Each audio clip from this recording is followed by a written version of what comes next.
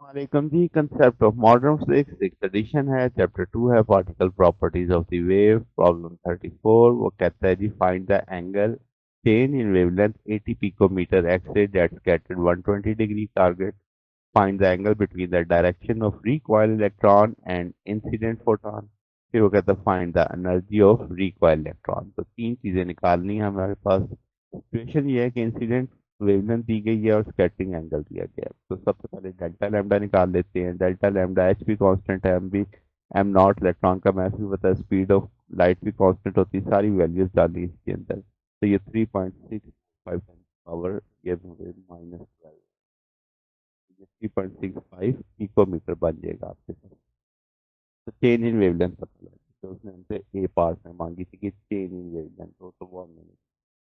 अब एंगल चाहिए between recoil electron and incident photon. तो हम जानते हैं कि कॉट फाइव बराबर होता है किसके, 1 + Hc/λ MEc tan θ/2।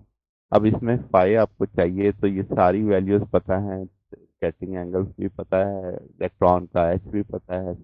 H C को हमने शिफ्ट कर लिया उसमें इलेक्ट्रॉन वोल्ट के अंदर। तो यहाँ पे MEc के भी 511 किलो इलेक्ट्रॉन वोल्ट भी पता है हमें, इलेक्ट्रॉन का जो रेस्ट मास एनर्जी होती है। इस सारे को लेके सॉल्व करेंगे, 1.784 आएगा। कॉट इनवर्स उठाएंगे तो 29.2 डिग्री आ जाएगा। तो इसका मतलब दोनों के बीच का एंगल 29.2 डिग्री है। अच्छा, फिर अब हमने डेल्टा लैम्डा पता है, इंसिडेंट वेवलेंथ पता है, लैम्डा प्राइम निकाला जा सकता है। ये दूसरी तरफ जाके पॉजिटिव हो जाएगा तो ये 83.65 पिकोमीटर आ जाएगा। एनर्जी चाहिए होगी तो Hc/λ। अब इंसिडेंट एनर्जी हमें पता चल चुकी है, 15.5 किलो इलेक्ट्रॉन वोल्ट है। स्कैटर्ड एनर्जी भी निकाली जा सकती है क्योंकि लैम्डा प्राइम भी पता है।